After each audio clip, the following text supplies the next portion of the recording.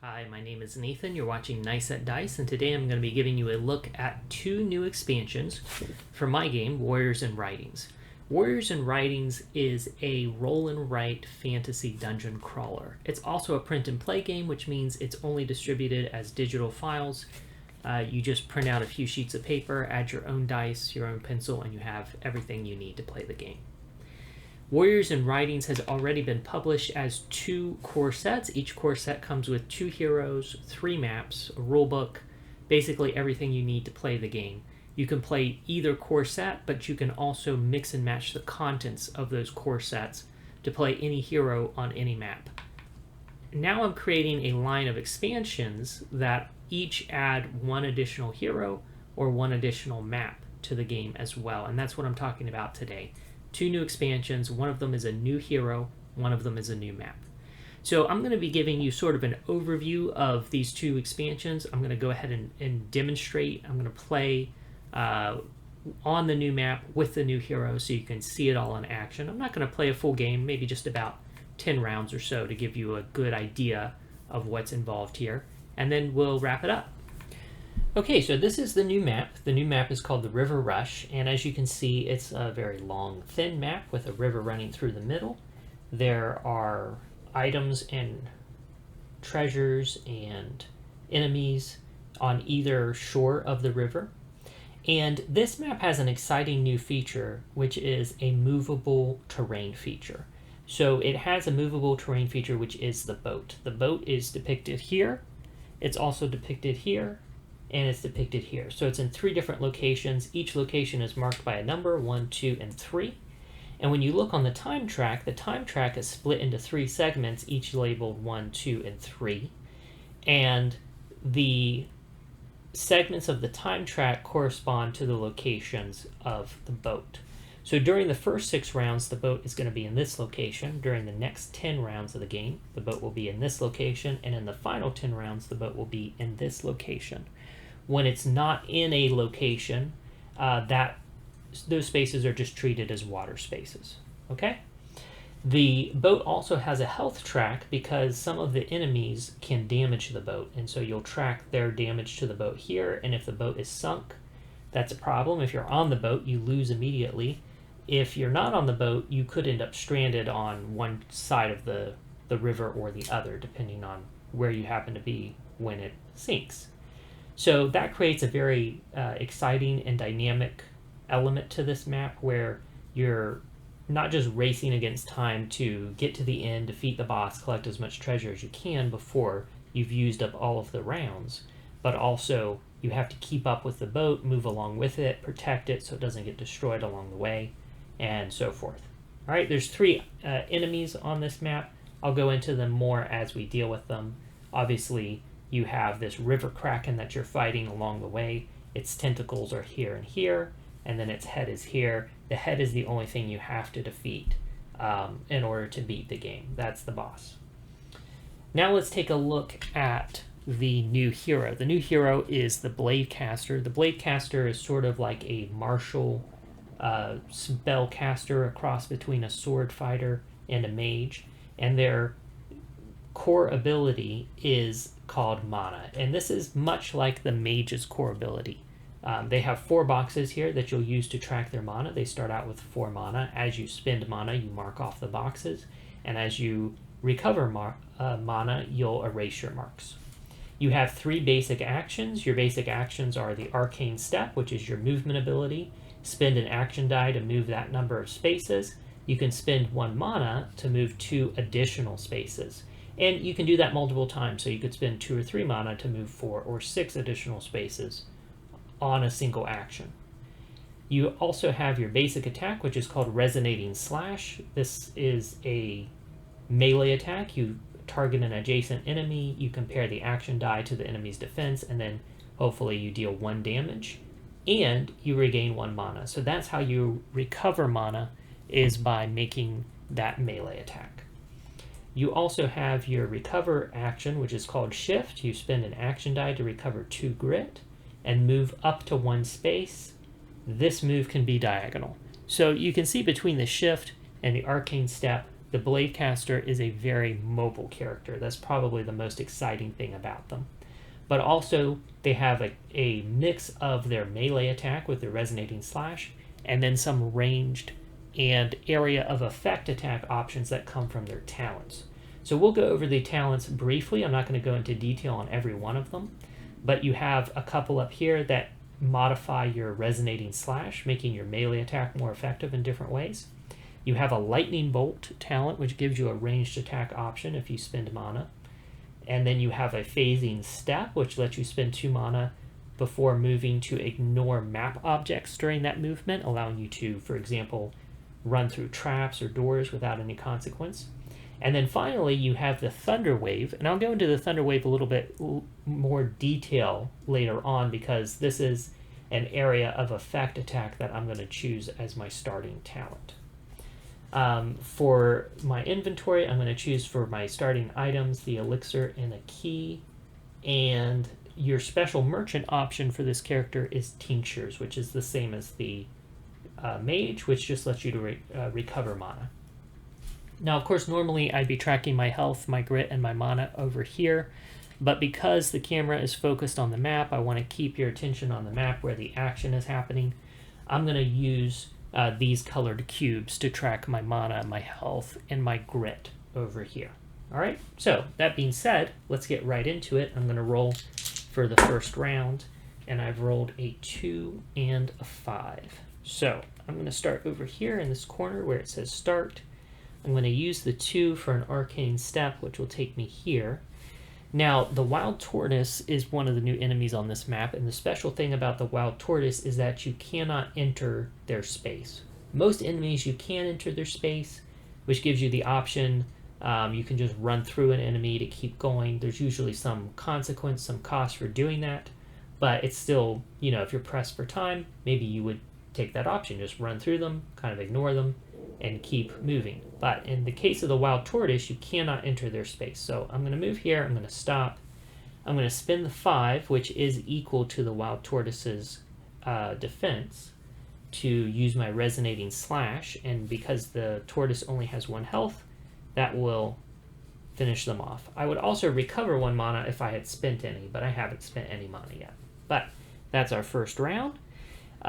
During the enemy actions, this tentacle is adjacent to the boat, and the boat and the Kraken tentacle has this enemy action. It says if you are within 2 spaces of this enemy and entangled, it deals 2 damage to you. Otherwise, it deals 1 damage to the boat if the boat is adjacent.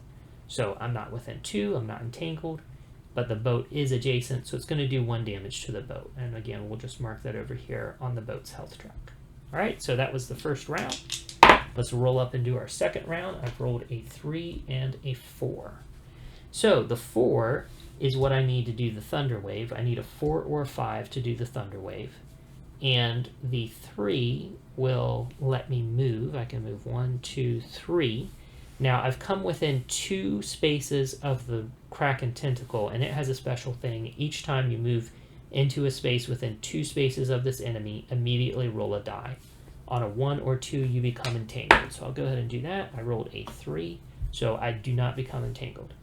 All right, now I'm going to go ahead and I've used the 3 for the move. I'm going to use the 4 for my Thunder Wave. So here's how the Thunder Wave works. I spend a 4 or a 5 action die, and then 2 mana. And I choose an adjacent space. So I'm going to choose this space right here. It's adjacent to me.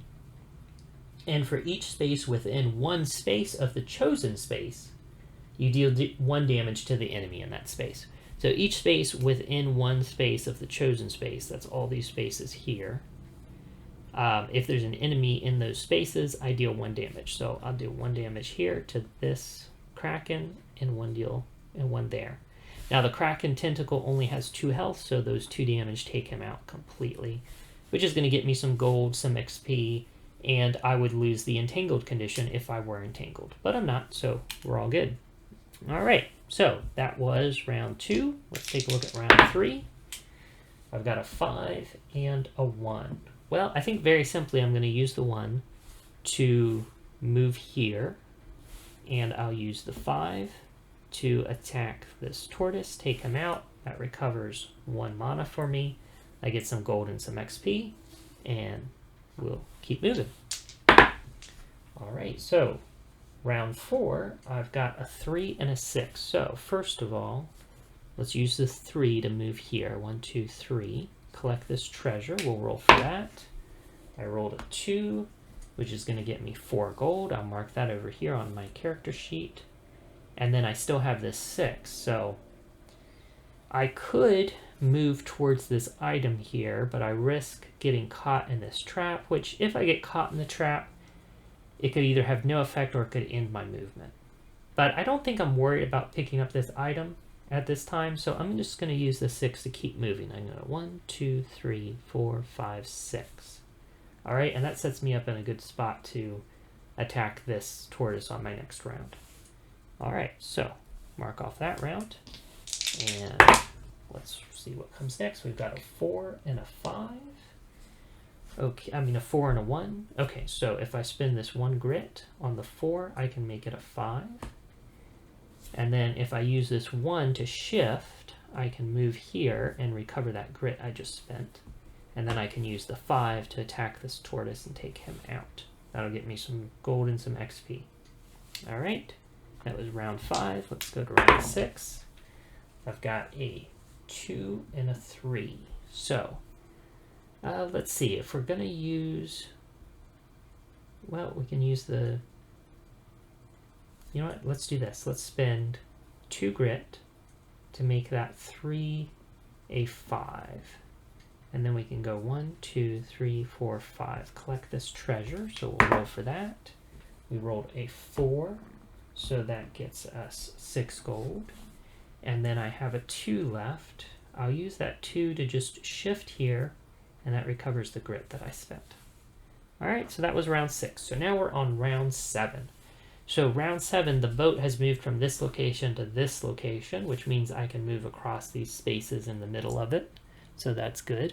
But it also means that this tentacle is going to start damaging it if I don't get into a position where it would damage me instead. So I have a, you know what, I don't think I've rolled for this round, so let's do that first. All right, I rolled a 3 and a 6. Okay, so with a 3, I could move 1, 2, I could move 3 and stop here. I'm going to spend 1 grit to make that 3 a 4, so I can move 3, 4, right? That way I'm not stopping next to the tortoise where he can hit me for 1 damage. And because I moved into this space, which is within 2 of this tentacle, I have to roll to see if he grabs me. I rolled a 1, so I am entangled. I'll mark that over here on my character sheet. All right, I'm entangled, which means I can't move, but that's fine because I'm in a good spot. I've got this 6 left. I'll spend 1 grit to make that a 5, which I need a 5 or a 4 to use my Thunder Wave. So I'll do that, spend 2 mana to use my Thunder Wave. And that, again, I can pick this spot right here. I can do damage there and there, which will take out that tentacle. That gives me some gold, some XP, and it removes the entangled condition, so no longer entangled. All right, and that will be that for round 7. Okay, so let's take a look at our next round. Okay, I got a 1 and a 6. Well, that's pretty good roll right there. I can use the 1 to shift here, recovering that. I can use the 6 to attack the tortoise, which will take him out and recover 1 mana for me. Get me some gold and some XP, and that'll be it. All right, let's look at round 9. We've got a 2 and a 5. So I think at this point, I'm probably best, I'm going to spend 1 grit to make this 5 a 6. I'll use the 2 to shift here, because the shift can be a diagonal movement. Collect this treasure. Let's see what we roll for that. We rolled a 2, so that's 4 gold. And then I have this 6 left. I can go 1, 2, 3, 4, 5, 6. I'm going to spend, you know what? I'm just going to leave it there. All right. So I'll stop there. And that was round 9. All right. Let's do one more round. So So we've got, ooh, a pretty bad roll, honestly. We've got a 1 and a 2. Well, we'll use the 1. You know what, let's use 1 grit to make this 2 a 3. So we've got a 1 and a 3. We'll use the 1 to shift here onto this trap, which the shift gets us 2 grit back. We'll roll for the trap. We rolled a 3, which means our movement ends, but that was the end of our movement anyway, so no big loss. And then we'll use the 3 to go 1, 2, 3 and pick up this treasure. And that was a 1. So 4 gold for the treasure. Okay, so that completes round 10. I think we're going to cut it off there, but that hopefully gives you an idea of the general flow of what the character can do and what the map, what's going on the map. You're racing both, you know, the time, the number of rounds you have, and the movement of the boat. You're trying to take out these tentacles before they can destroy the boat, because that would be bad. It could leave you stranded somewhere. And of course, you're trying to pick up as much treasure as you can along the way. Okay, so those are the 2 new expansions for Warriors and Writings. We have the Blade Caster, right? Melee, martial swordsman mixed with mage type character. Very mobile, has some strong melee attacks, but also options for ranged and area of effect abilities with your talents. You also have, of course, the River Rush, which you just saw. Very fast-paced, got to keep up with that boat, keep the enemies from damaging the boat so it doesn't get destroyed, and get to the end of the river so you can take out the Kraken head. Both of these expansions are being made available now through a Kickstarter campaign, which is running from August 6th to August 17th. That's where you can get the best deal on not only these expansions, but possible stretch goals that might be unlocked. And if you don't have anything from Warriors and Writings, there's a nice deal on the entire line at the best price you'll find during this Kickstarter campaign. So in the link, in the description of this video, there'll be a link to that Kickstarter project if you want to go take a look at it. If you've gotten this far, thank you so much for watching. I hope that you were well informed about what these new expansions include, and I hope that you'll go take a look at the Kickstarter campaign. Again, my name is Nathan. You're watching Nice at Dice. Thank you so much for watching, and you enjoy the rest of your day.